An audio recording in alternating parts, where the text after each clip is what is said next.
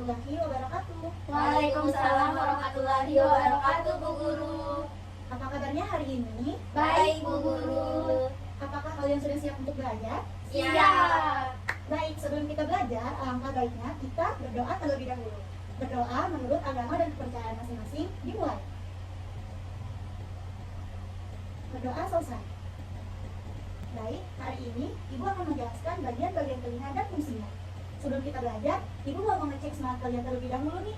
Ayo kita tepuk semangat ya. Ya, Bu. Tepuk semangat. Semangat. Oke. Nah, di depan kalian sudah terdapat gambar bagian-bagian dari telinga. Kalian pasti sudah tahu kan fungsi dari telinga itu untuk apa?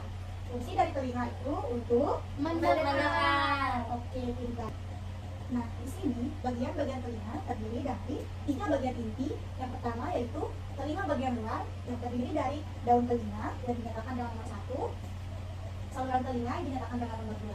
Lalu telinga bagian tengah terdiri dari gendang telinga yang dinyatakan dengan nomor 3 tulang pendengaran yaitu tulang samurdi, tulang martil, dan tulang landasan. Lalu terdapat pula saluran eustasius. Lalu yang terakhir yaitu telinga bagian dalam yang terdiri dari koklea atau yang biasa disebut dengan rumah siput, saluran vestibular, dan saluran setengah lingkaran. Ya, kenapa Sahila? Saya mau bertanya, bagaimana sih fungsi dari bagian-bagian telinga itu? Oke, pertanyaannya bagus sekali. Baik, di sini Bu Guru akan menjelaskan fungsi dari bagian-bagian telinga yang telah Ibu sebutkan tadi. Kita mulai dari telinga bagian luar, yaitu daun telinga. Daun telinga ini berfungsi untuk menangkap gelombang suara dari lingkungan sekitar. Lalu selanjutnya yaitu saluran telinga atau liang telinga, yang dimana saluran telinga ini berbentuk seperti lorong yang berfungsi untuk menghubungkan bagian getah telinga dengan daun telinga. Pada bagian saluran telinga ini terdapat rambut-rambut halus yang dilengkapi dengan kelenjar telinga yang berfungsi untuk mencegah masuknya benda asing ke dalam. Lalu selanjutnya yaitu gendang telinga. Gendang telinga ini terletak di bagian paling ujung saluran telinga. Gendang telinga ini berfungsi untuk mengubah gelombang suara menjadi getaran. Lalu selanjutnya yaitu tulang pendengaran, yang dimana tulang pendengaran ini terdiri dari 3, yaitu tulang samurdi, tulang martil, dan tulang landasan. Fungsi dari tulang pendengaran ini yaitu untuk menguatkan atau meningkatkan getaran bunyi yang akan diteruskan ke koklea.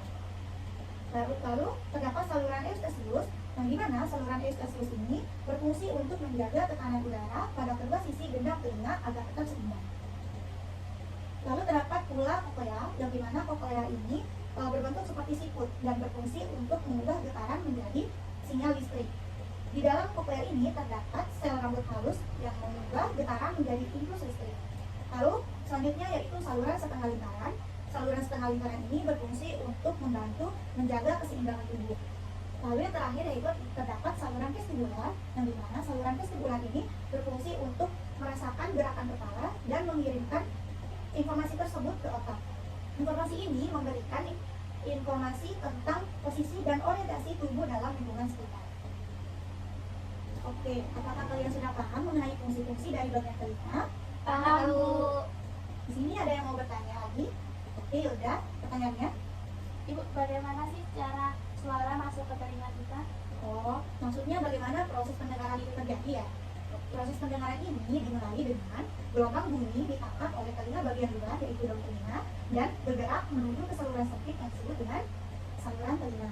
Nah, selanjutnya gelombang bunyi akan mencapai gendang telinga, yang dimana gelombang bunyi ini akan menyebabkan gendang telinga bergetar. Setelah mencapai gendang telinga, gelombang bunyi akan menggetarkan 3 tulang, yaitu tulang yang Ibu sebutkan tadi, terdapat tulang martil, tulang samurdi, dan tulang landasan. Oke, pintar. Nah, tulang-tulang itu akan menguatkan dan meningkatkan getaran dari bunyi yang kemudian akan diteruskan ke koklea atau disebut dengan Rumah siput. pintar.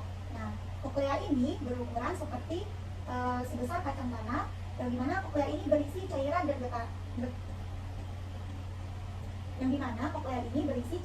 getaran dari bunyi yang membuat dan menciptakan gelombang. Lalu selanjutnya struktur berbentuk seperti rambut yang disebut dengan stereosilia, berdiri di atas sel rambut yang ada di dalam telinga yang kemudian bergabung menjadi satu membentuk serikat sel rambut di dalam koklea. Nah, gelombang yang tadi menggerakkan sel-sel rambut tersebut sehingga ikatan rambut di puncak sel rambut sinyal listrik. Lalu selama si ikat rambut ini bergerak, ion-ion yang bermuatan listrik bergerak menuju sel rambut dan menyebabkan munculnya senyawa kimia di dasar sel-sel rambut atau disebut dengan neuron.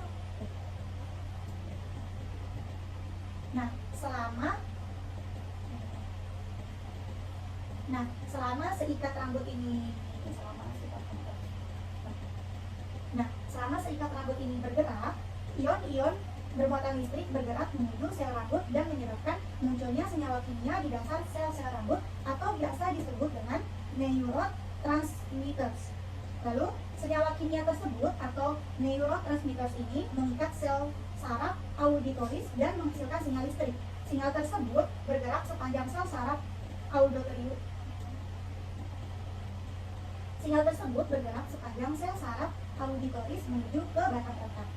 Lalu sel rambut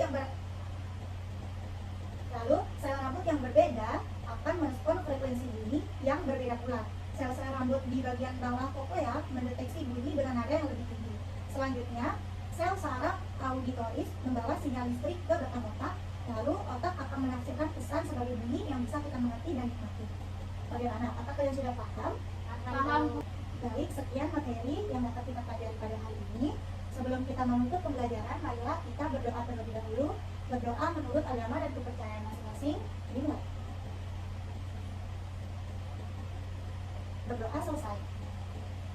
Baik, lebih dan kurangnya Ibu mohon maaf. Wassalamualaikum warahmatullahi wabarakatuh. Waalaikumsalam warahmatullahi wabarakatuh. Terima kasih Bu Guru.